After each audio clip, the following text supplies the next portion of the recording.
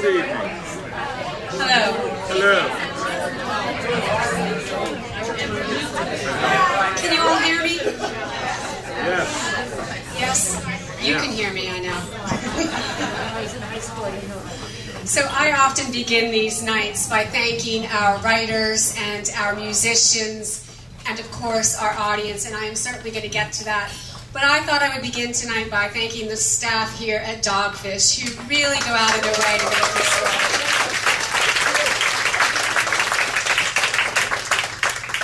I know that they like us being here, they treat us great, but I also know that this is really tough because we all descend at once and then we're all flying out of here at once. So before the fourth song, I will just remind everybody that if you do want to settle out your check, you might want to start doing that ahead of time.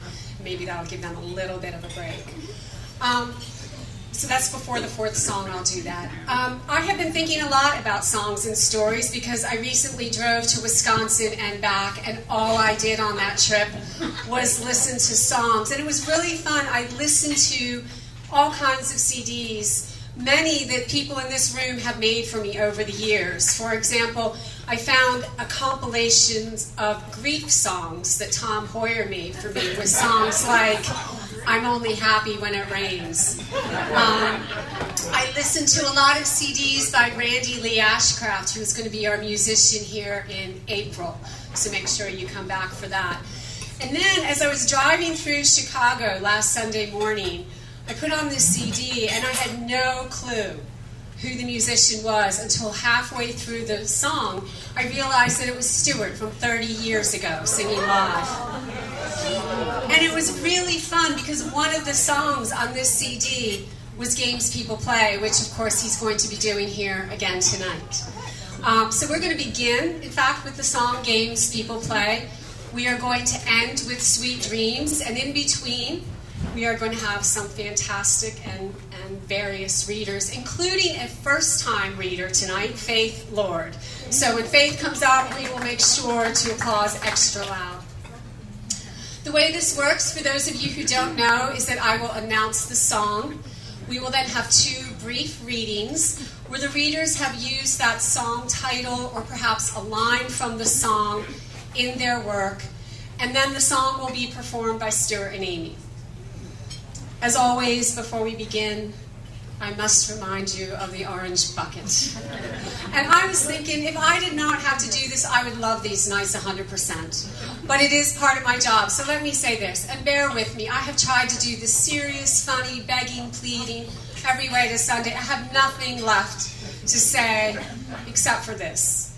The Rehoboth Beach Writers Guild is a nonprofit association, and it takes money to run, and it takes money to put together these nights. And we absolutely do not want to have a door fee, as people have suggested, because it's really important to us that this is just a fun night where anybody can show up. But to do what we do rely on your generosity. No way around that. And so, if you can, on your way out tonight, you can drop a $5 or $10 or $100 donation in that orange bucket. You will keep us going for a while, and truly we appreciate it. So with that, let us begin. The first song is Games People Play by Joe South, and our readers are Barbara Shamp and James Keegan. Barb?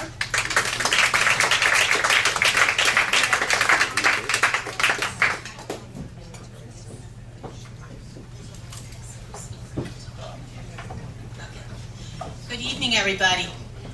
Happy spring. Yeah. This is a tribute to a family member who is a great game player. I spent a month recently playing cards with my mother-in-law, Mary Kay, who is 91. We drove to a rambling assisted living compound near the coast. Our first sight of her residence were palm trees swaying over the veranda, where residents sit in big white rockers waiting for the inevitable. The front porch is crowded on Sundays after everyone has received their morning dose of the visiting preacher. There's a lot of religiosity, being as it's the South. Billboards proclaim that Jesus saves. But Mary Kay is not a veranda rocker or a believer. In another life, she was probably a druid. She tells folks about the Nat Geo article on the search for God in the universe. No evidence, she says. We told her to zip it lest she alienate the natives. From D.C., and now in the great conservative South, she could have been outcast, but she's won that game. She figured out that supper time is sacred. The Southern ladies wear their finery, makeup, and jewelry. Not Mary Kay. White hair in a bob and a barrette. She bounces in on her own 2 feet. There isn't much conversation, a sentence here, a word there, until the errant meal arrives. Errant. Yes. Then those ladies, their voices rise and they laugh coyly, all for the benefit of a whittled old man who sits befuddled at their table. When he's seated with Mary Kay, he's served up a different platter. No shrimp and grits here. She trades stories about careers and sports and cars and draws the old gent out. The ladies could be jealous. But for every resident's birthday, she whips out her harmonica and plays Happy Birthday, then gives a bag of candy like they're a little kid again. They love her for it. She can beat the tar out of you at a game of cards and is at her best when she escapes the compound to deal cards at a coffee shop with relatives. Other customers root for her and she laughs uproariously when she wins. When she needs fresh air, Mary Kay hops on her trike and waves to the veranda rockers. Residents and workers wave to her as she pedals by, and everyone knows her. I suspect they're rooting for her there too. The only game she continues to lose is the lottery. She says she plays to win millions to leave her children. Pretty sly, huh? That keeps her kids engaged, but she never wins more than a couple of bucks.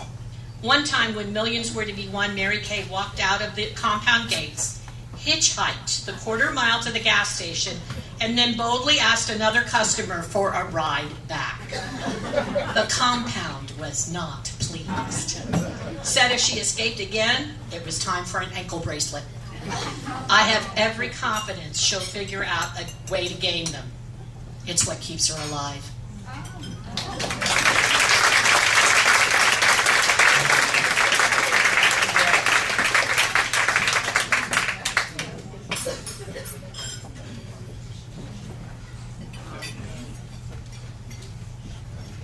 Good evening, everybody. Need these. Wish I didn't, but I do. I have a little epigraph to this, and it just comes from the Joe South song. Never meaning what they say now, never saying what they mean. Between my son Thomas's 3rd and 9th years, before his mother took a career opportunity that meant her moving back with Tom to her native Massachusetts, Tom divided his joint custody week between his mother's house and staying with his stepmother and me. Ann or I would pick him up from school 2 nights a week, and he would be with us every other weekend. We did not have a TV at the time, partly because finances were tight, and partly as a conscious social decision.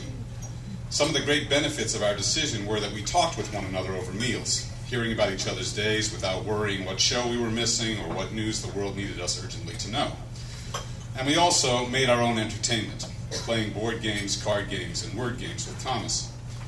He learned to play a solid game of chess by the time he was 5 and a half, and he knew all his states and their capitals from playing our favorite board game, state to state.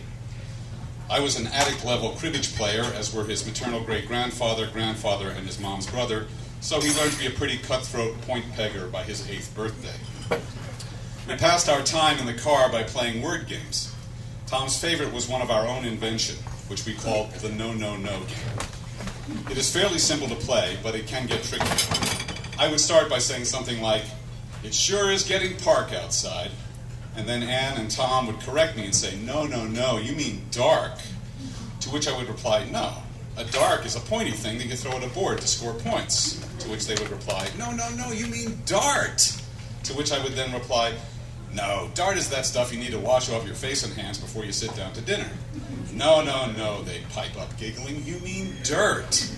"No, a dirt is what I wear to work every day. Each morning I put on a clean dirt and tie and off I go." "No, no, no, you mean shirt." The object was simple. Shift only one element of the word at a time, the opening sound, closing sound, or the central vowel.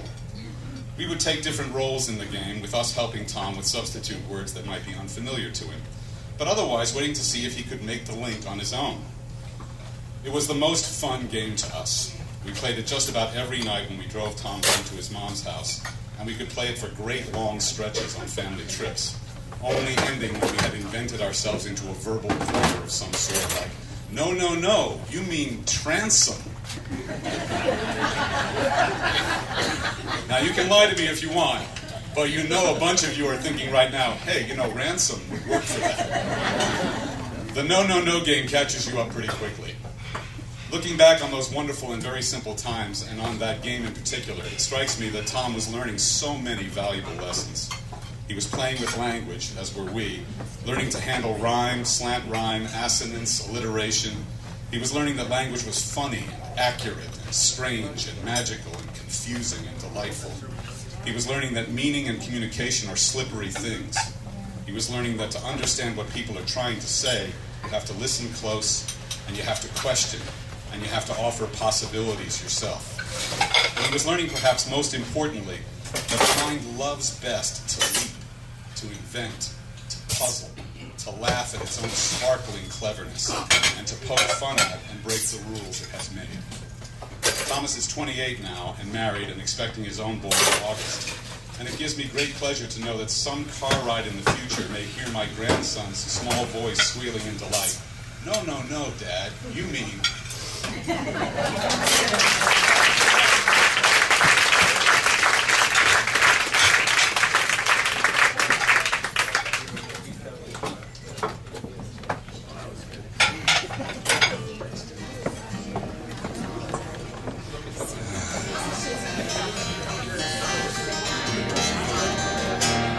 So the CD that Mary Beth is listening to.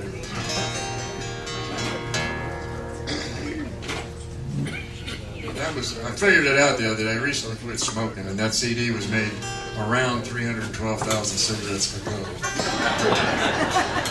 So I sound a little bit different. And the guy I sang with, Pete Slayer, he could sing the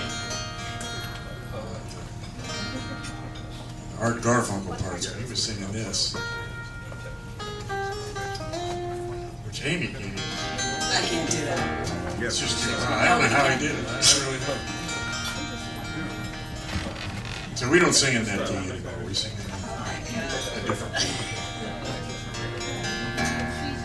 And actually, we started doing this song because the guitar at one point was tuned incorrectly, and we hit the low end like this. Had that nice low. So we thought, hey, we can make that song. There it is. So that's the only reason we learned the song. And I didn't really learn it. Amy didn't really learn it. This is one of those songs we tried to do as a duet where we both sing all of the words.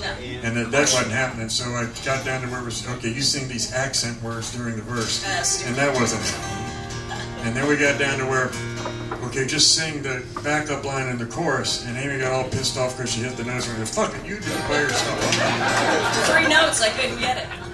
I'm still listening to the tape as I'm walking in here. Who knows what it's going to be? I like the Indians said, we vowed to endeavor to persevere. Yeah.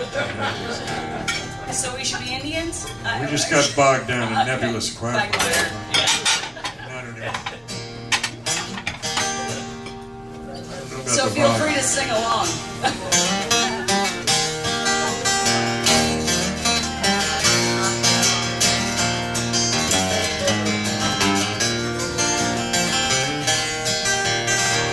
Oh, the games people play now, every night and every day, never meaning what they say now, never saying what they mean, and they while away the hours in their ivory towers, till they're covered up with flowers in the back of a black limousine. La-da-da-da-da-da, la-da-da-da-da-da. Talking about you and me and the games people play. Oh, people walking up to you, singing glory, hallelujah. And then they try to song it to you in the name of the Lord. They're gonna teach you how to meditate, read your horoscope and cheat your fate. And furthermore, to hell with hate, come on, get on board.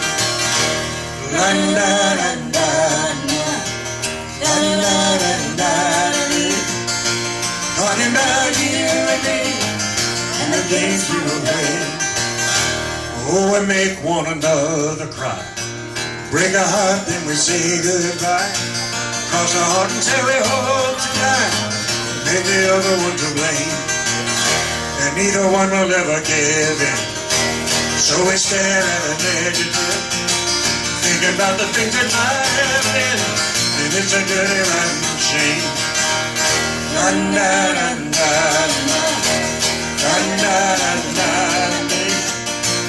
Talking about you and me, and the games we gon' play.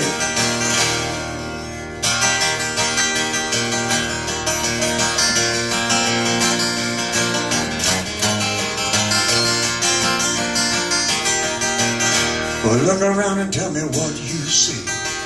What's happening to you and me? God grant me the serenity to remember who I am. 'Cause you're giving up your sanity for your pride and your vanity. You turn your back on humanity, and you don't give a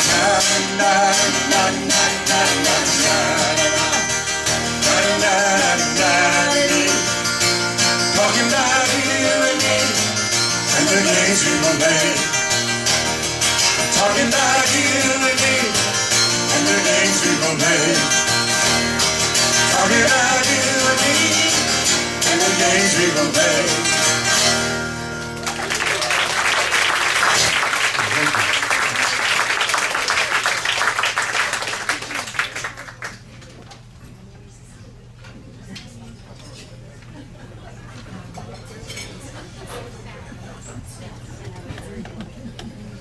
So our next song is The Bug by Mary Chapin Carpenter, and Faith Lord, our first-time reader, will be followed by Irene Faith.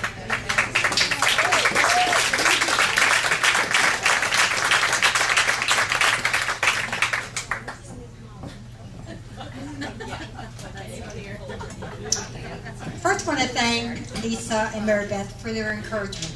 Now we'll see. I love the Saturday trash picks with my German grandmother. She teaches me how to turn throwaways into treasures. We rewire a lamp, put a coat of paint on an old trunk, and remake used clothes into colorful turbans. Hobos knock at my grandmother's back door, which is just off the railroad tracks. They rake her yard, and we make them pork sandwiches. Today I show a thin black man into her kitchen, where grandmother keeps the jars of gooey salve for her homemade poultices. She washes the third-degree burn he got while riding the rails. She slathers the messy poultice onto his charred skin, and I see the bone. She wraps the wound with torn strips of clean sheet. He returns several times, and I'm amazed to see how the skin is closing around the bone. The dreaded Sunday family dinners are mandatory at grandmother's. I don't remember what we eat, except the grass salad. Grandmother picks an assortment of grasses from her backyard, including dandelions, adds bacon, vinegar, and some sugar. It's your vitamins, she says. Kids gag their way through it, and grown-ups secretly stuff their pockets and down another drink. At dinner, Dad smart-mouths grandmother. She smacks his mouth as though he's 10. Next, she pushes my mother, and my mother's Irish blood goes from simmer to boiling. Now they're fighting pit bulls. The two women roll, pull hair, and throw each other around the room. Meanwhile, my father and his brother shrivel to the size of mice and run for their hole, as usual. It pains me to know that my grandmother can share her goodness with hobos, and she has taught me to approach each day as a present with a big red bow. But to her family, she's like that dead bug that you just can't scrape off your windshield.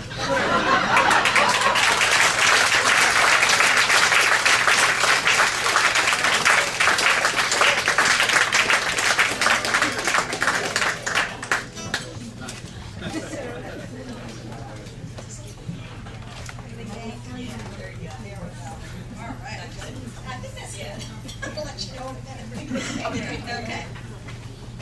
Sometimes you're the windshield, and sometimes you're the bug.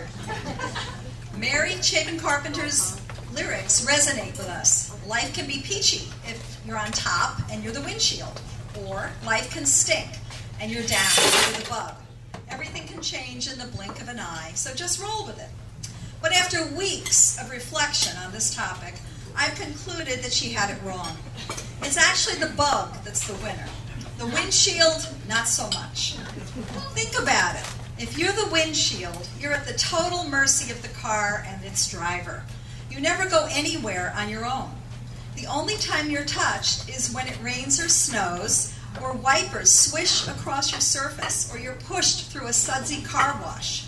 Or worse, you're in a horrendous crash that shatters you forever.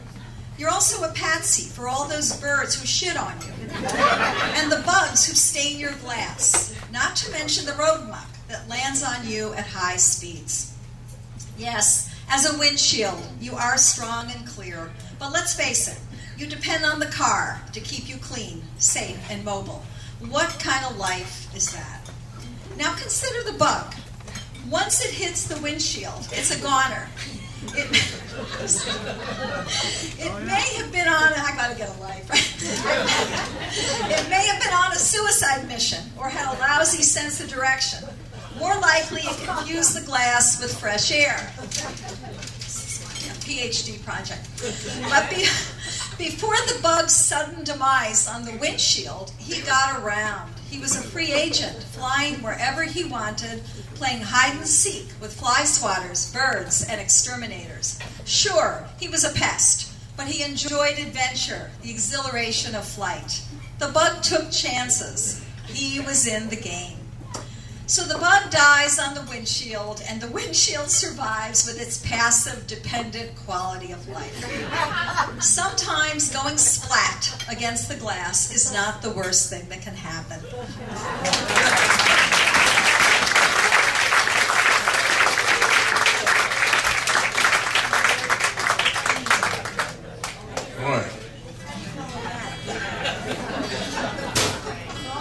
You pretty much got the song.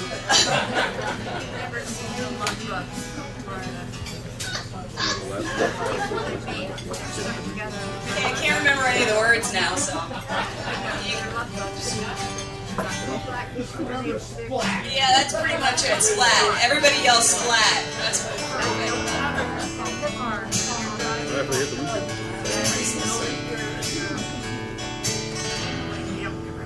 Yeah, then why do we...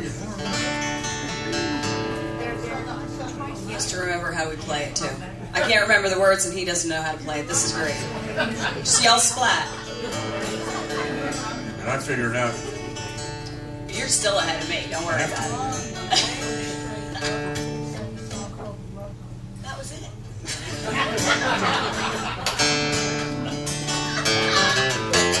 Did you want to say something so I can remember the words while you're talking?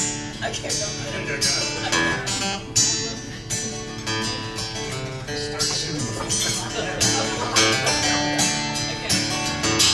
Well, it's a strange old game, you learn it slow. One step forward and it's back to go. You're standing on the throttle, you're standing on the brake. In the groove till you make a mistake. Sometimes you're the windshield, sometimes you're the bug. Sometimes it all comes together, baby. Sometimes you're just a fool in love.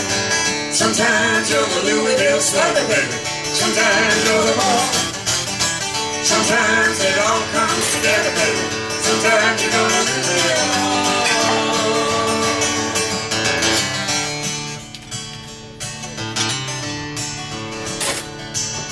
You gotta know happy, you gotta know glad. 'Cause you're gonna know lonely and you're gonna know sad. When you're ripping and riding and it's coming on strong. Start slipping and sliding and it all goes wrong. Because sometimes you're the windshield, sometimes you're the lug. Sometimes it all comes together, baby. Sometimes you're just a fool in love. Sometimes you're the Louisville slugger, baby. Sometimes you're the ball. Sometimes it all comes together, baby. Sometimes you're gonna lose it all.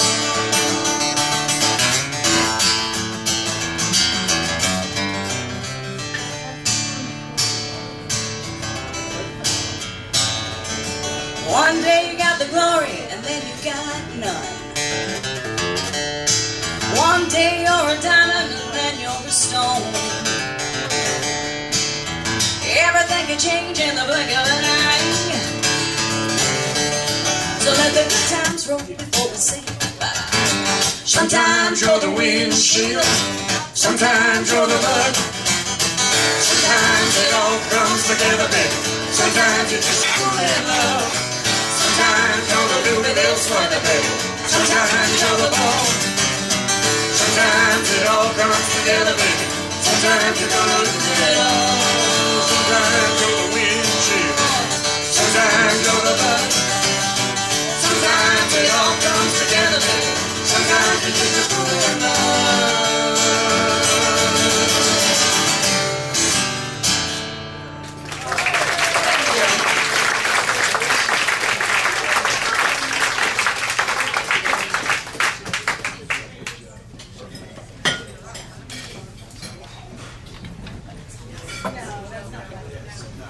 I'll never think about bugs in the same way again, Irene. Our next song is Land Down Under by Men at Work, and our readers are Fran Hassan and Paul Dyer.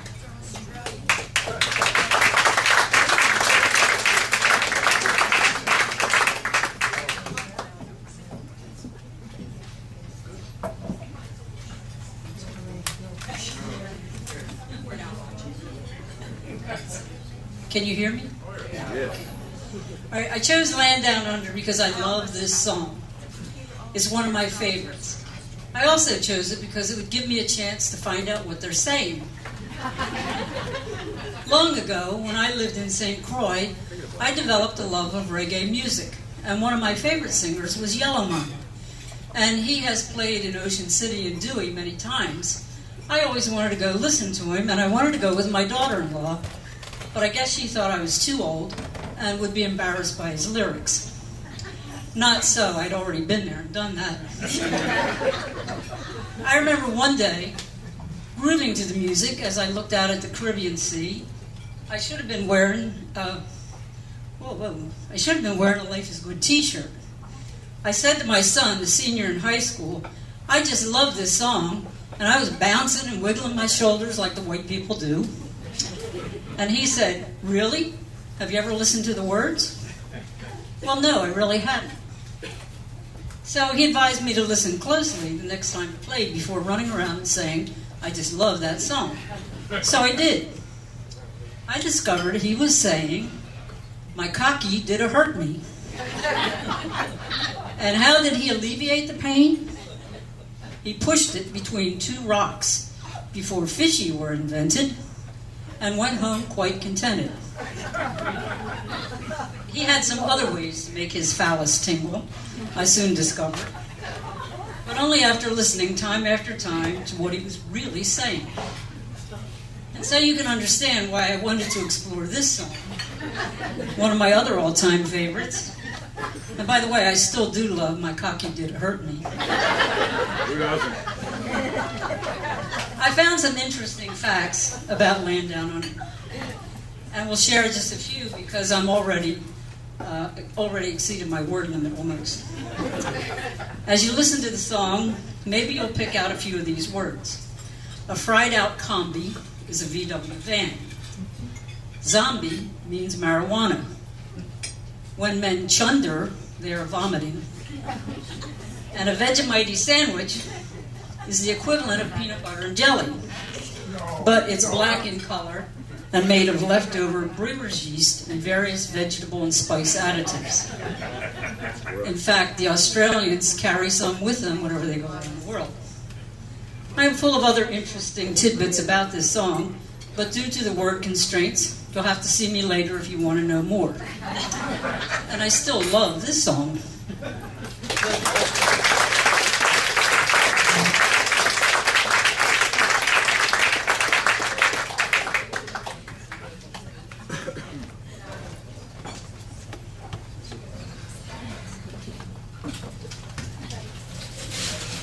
Can you hear me? Notes from the road. Traveling in a fried out combi. on a hippie trailhead full of zombies. Actually, I'm traveling in a semi-fried-out red pickup. And no, Miss Idell, there are no zombies. But I did encounter the last hippie in Hendersonville, North Carolina, in a patchouli-scented coffee house. She urged me to try the kombucha-infused chai infestation or some such. And when I opted for coffee, I had to hold her as she wept for the scalded beans. But the vanishing American hippie is a story for another day. For in my travels, I have discovered a vast underground conspiracy taking place right under our noses on the highways of our great country. As I passed through my 37th construction zone, past the last Jersey barrier, the last orange and white striped barrel, the last plea to give them a break, there was one last sign. It was made in a copycat style, black letters on an orange background. But I realized that this sinister message, obviously the devil's handiwork, had somehow been slipped in at the end of every work zone I traveled through. End road work, it exhorted. My friends, I ask you, what unholy band of buggy whip-toting reactionaries would erect such a sign? To these neo-Luddites seeking only to toss their sabots into the wheels of progress,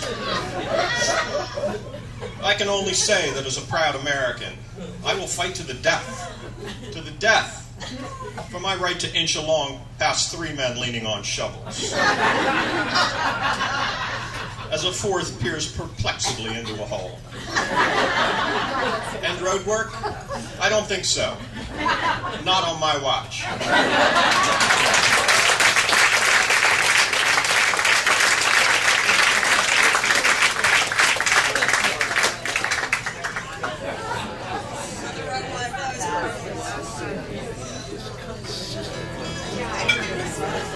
I used to drink some infused liquids.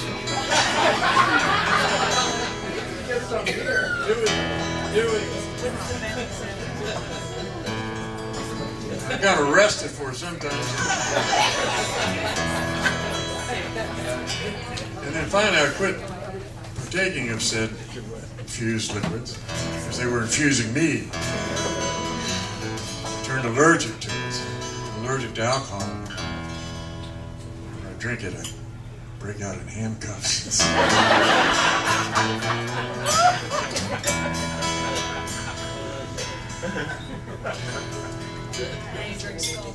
I drink, yeah, scalded. Boy, that's tough, and you gotta weep for those beans. Yeah, that was hilarious. That's some sad stuff. My job May slit my wrist when I go.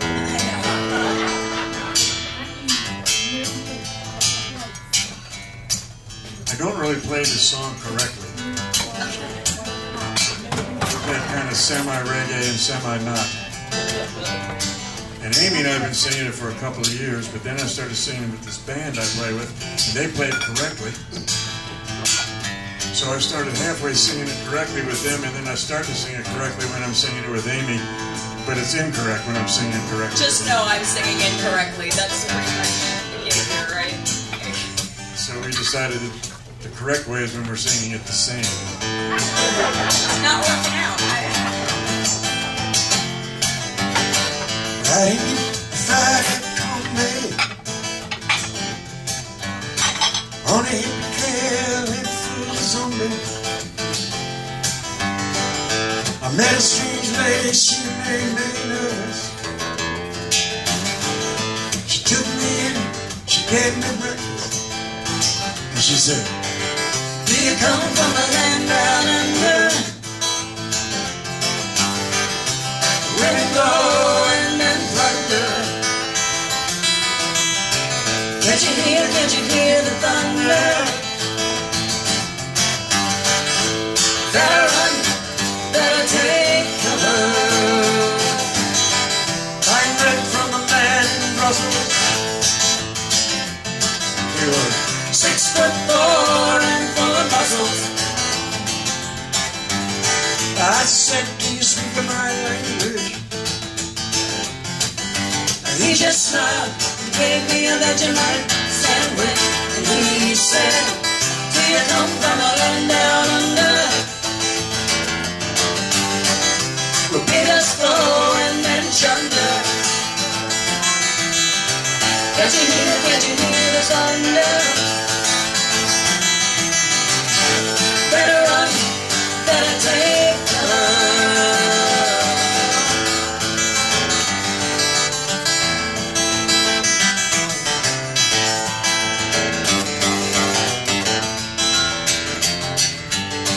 Lying in a den in Bombay,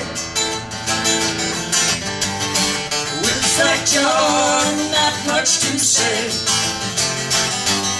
I said to the man, are you trying to tempt me?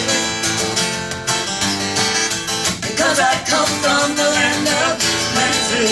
And he said, do you come from a land down under, and women go and men plunder? Don't you hear the thunder? Better run, better take cover. Do you come from a land down under? Do you come from a land down under? Do you come from a land down under?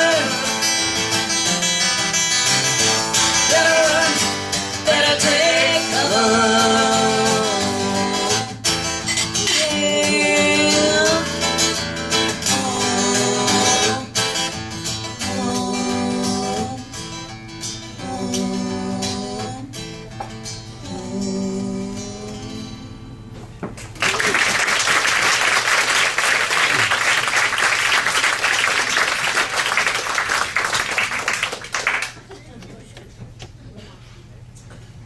So we've got 2 songs to go. We've got 4 readers, but this is the part of the program where I'm to remind you that if you are finished and you need a box or you want your check, you can start doing that.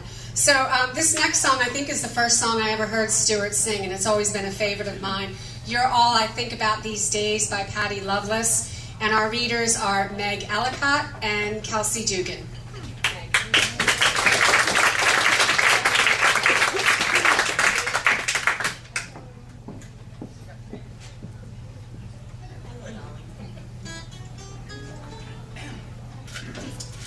Hi.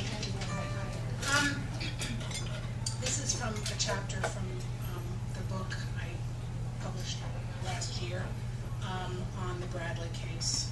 It's called Ultimate Betrayal. And this is midway through one of the chapters after waking from a bad dream that I had while writing about the case. The nightmare fades until it vanishes to black. Maggie, my golden retriever, and I are awakened from the shrill ring of the phone in the middle of the night.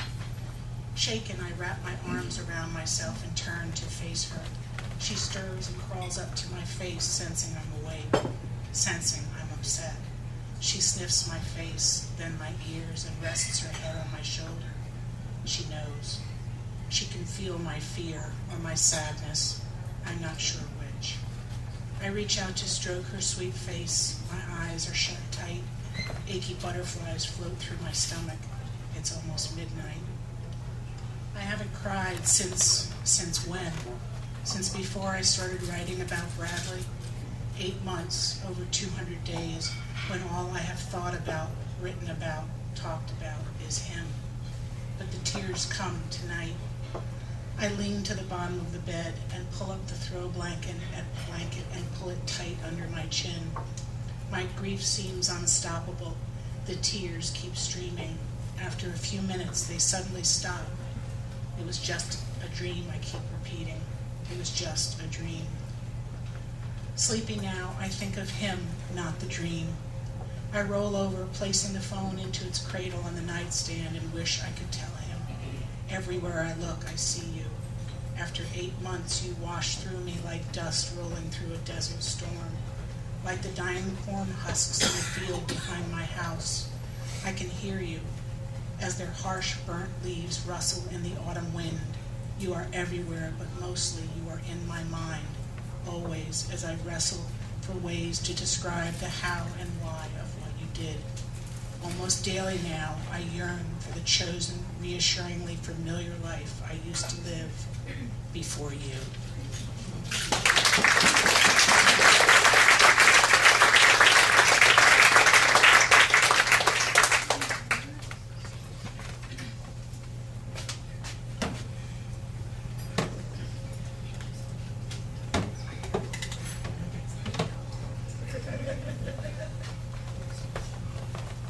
Alright, well, I tried really, really hard not to write about my ex-boyfriend. But Taylor Swift has been making a killing, and I figured I would, follow suit. So, you're all I think about these days. The emails you send are placed in a folder labeled Do Not Read. It doesn't stop me, but I don't really read the words that you write. I scan them like I would a poem, placing emphasis on words I know you would. I consume them, and if they were handwritten, the paper would be soft. The creases would have holes. Emphasis on the I, and at least I tried. I regretted my decision. Your decision to bring another into our bed, and I know it wasn't done in our bed, but it was done.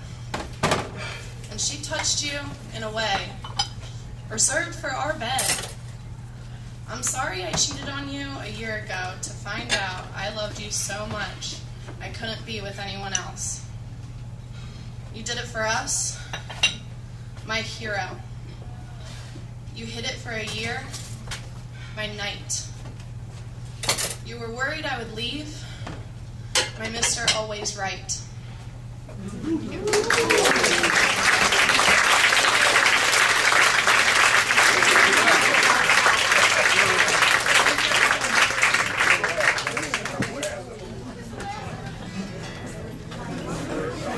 This song is a lot cheerier.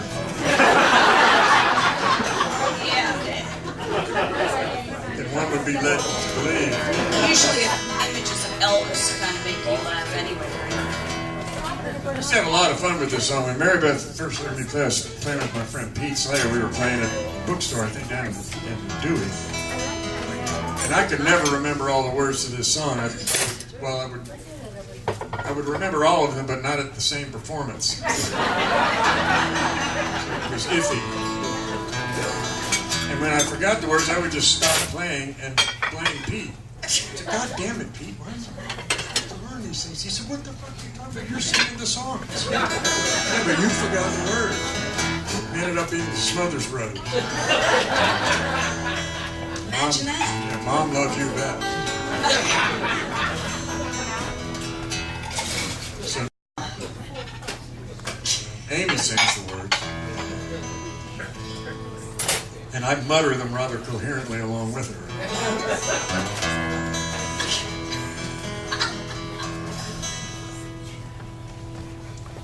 What are the words?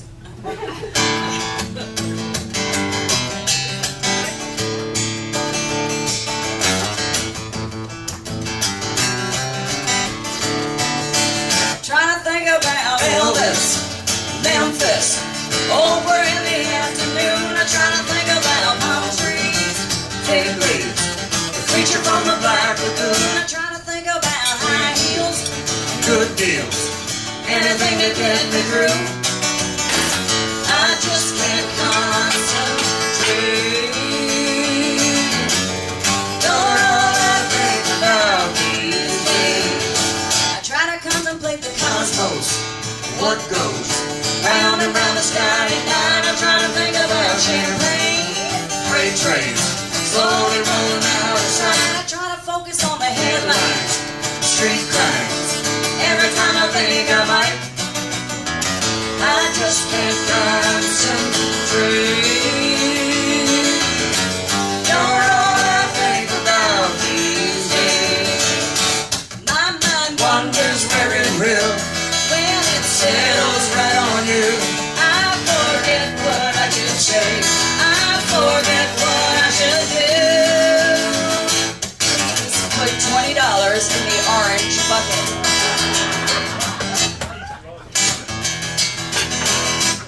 Try to think about Shakespeare, leave here.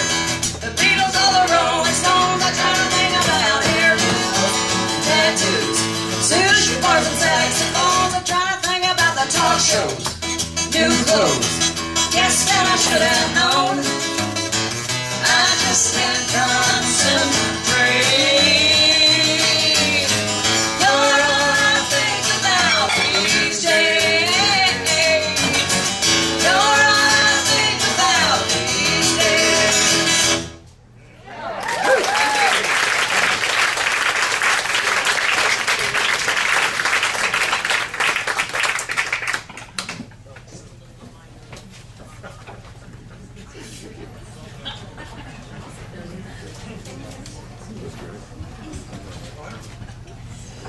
Our last song is Sweet Dreams by Roy Orbison, and our readers are Dick Pitt and Lisa Graff.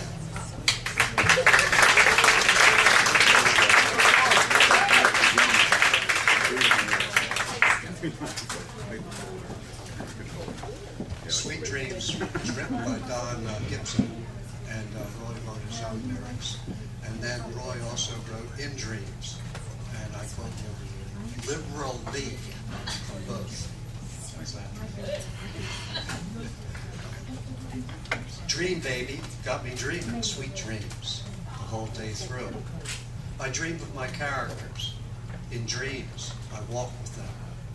In dreams, I talk to them. In dreams, they're mine. They are my sweet dream babies. How long must I dream? Dream Baby got me dreaming sweet dreams the nighttime too.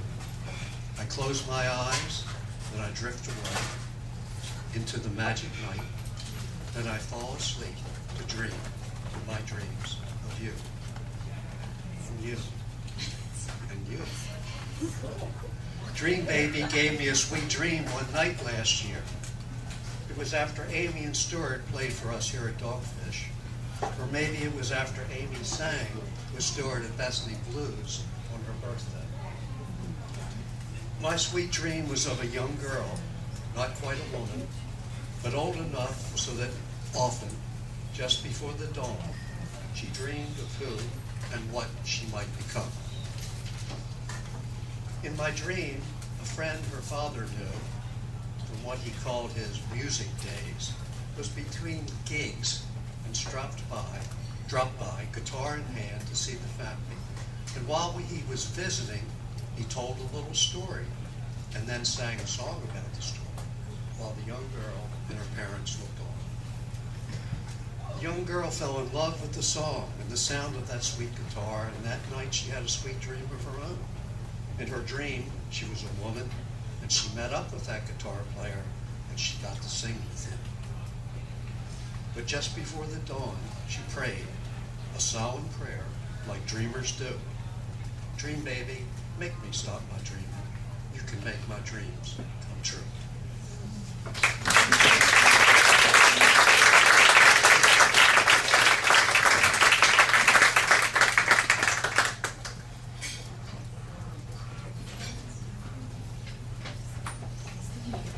I get to talk about Roy. Oh, baby. Except I can't read with these on. Okay. Roy Orbison's music has inspired me for a long time. His father gave him a guitar on his 6th birthday. At 8, Orbison began appearing on a local radio show. In high school, his band was offered $400 to play at a dance. And his dream of making a living in the music world became a reality. He formed another band called the Teen Kings.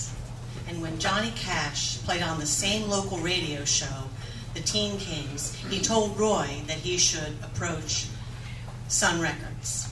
Ooby Dooby was that first big hit, 1956. The Big O recorded an amazing number of well-known hits. You know, Oh Pretty Woman, Only the Lonely, Blue Bayou, Candyman, It's Over, and Dream Baby. He had no publicist in the early 1960s, no presence in fan magazines. He didn't look like a rock star. Life magazine called him an anonymous celebrity. Orbison was very shy and he suffered from severe stage fright. He left his thick eyeglasses on an airplane in 1962 and was forced to wear his prescription sunglasses on stage, which became his signature trademark. Play it forward. 1987, Roy was initiated into the Rock and Roll Hall of Fame by Bruce Springsteen, who concluded his speech with a reference to his own song, Thunder Road. Orbison asked Springsteen for a copy of the speech and said of his induction that he felt validated by his honor. A few months later, Orbison and Springsteen paired again to film a concert at the Coconut Grove Ballroom in Los Angeles. They were joined by Jackson Browne, T-Bone Burnett, Elvis Costello, Tom Waits, Bonnie Raitt, Jennifer Waynes, James Burton, and Katie Lang. The concert was filmed in one take and aired on Cinemax under the title Roy Orbison and Friends, A Black and White Night. This concert was released on video by Virgin Records, selling 50,000 copies, and I have one of those. I love watching a young Bruce play guitar beside Roy while Bonnie Raitt and Katie Lang sing backup. It doesn't get any better than this. Rolling Stone placed Orbison at number 37 on their list of the greatest artists of all time, and number 13 on their list of 100 greatest singers of all time. In 2002, Billboard magazine listed Orbison at number 74 in the top 800 recording artists. In 1988, Roy died of a heart attack at the age of 52, leaving a music legacy for the world to appreciate. He still makes me dream, baby.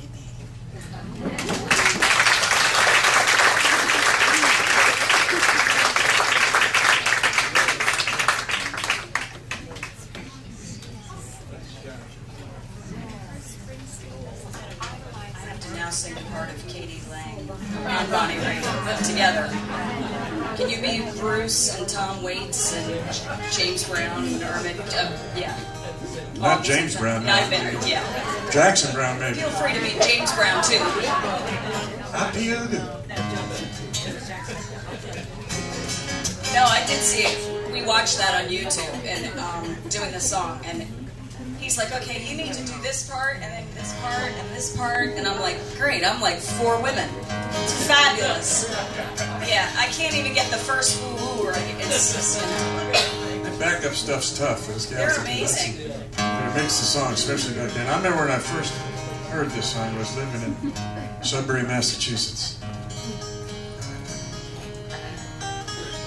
Before we moved to Massachusetts, we lived in Fairfax, and we used to listen to WBZ out of Boston over in Fairfax by hanging coat hangers hooked together out the window of the bedroom, so you could get. My old man got pissed off about it because we cut the screen to put the hangers on. And he didn't really mind about cutting the screen, it's just that the screen back then was made of copper, which would have made a great antenna. He just thought we were stupid because we didn't use the screen as an antenna. Anyway, then we got moved up near Boston. Onto another screen door? No, when we live in Boston, you get WBZ just regular because it's right there. We're 20 miles from Boston. Anyway, that's where I first heard Roy. And I remember hearing this song. I never thought I'd be playing it, so.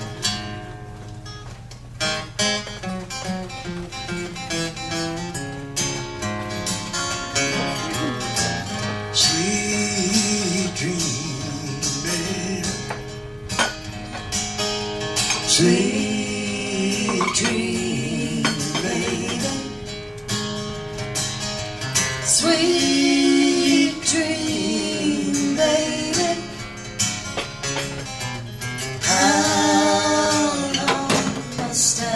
dream. Sweet dream, baby. Sweet dream, baby. Sweet dream, baby. How long must I dream? Dream, baby, got me dreaming sweet dream the whole day through.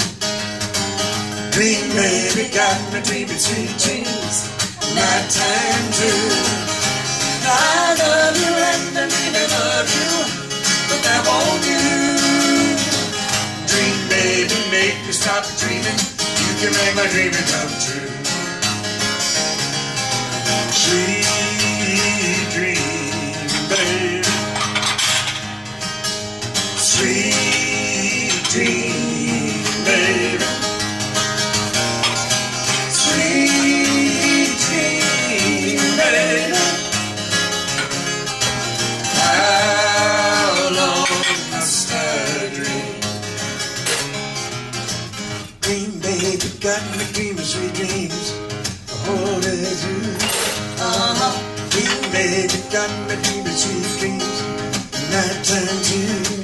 I love you and I'm dreaming of you, but that won't do. Dream, baby, make me stop dreaming. You can make my dreaming come true. Sweet dream, baby. Dream, baby. Sweet dream, baby. Dream, baby. Sweet dream, baby. How long must I dream? Sweet dream, baby. Sweet dream, baby. Sweet dream, baby. How long must I dream? Sweet dream, baby. Sweet dream, baby. Sweet dream, baby. How long must I dream? How long must I dream? How long must I dream?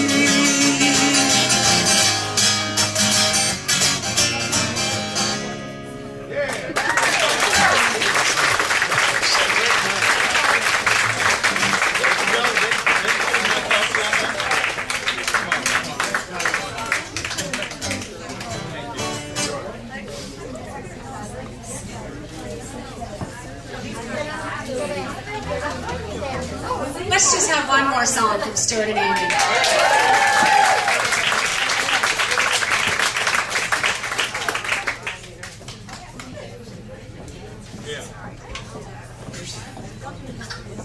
Got a match?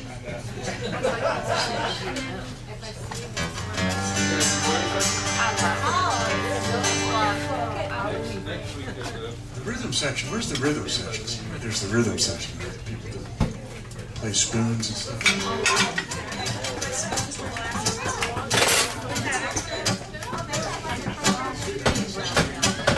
This is it.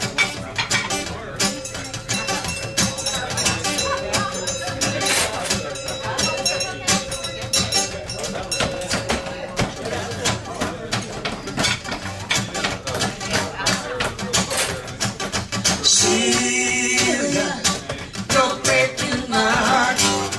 You're shaking my confidence, baby.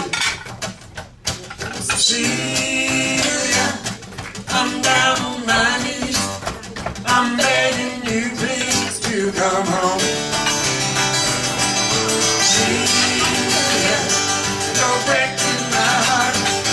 You're shaking my confidence, baby. Oh, Cecilia.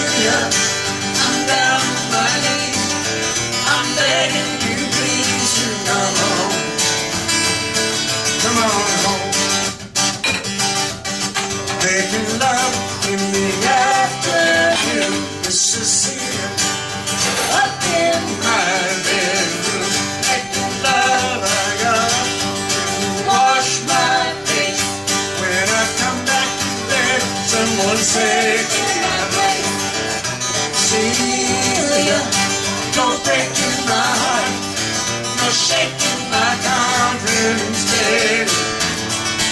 Oh, Cecilia, I'm down on my knees, I'm begging you please to come home.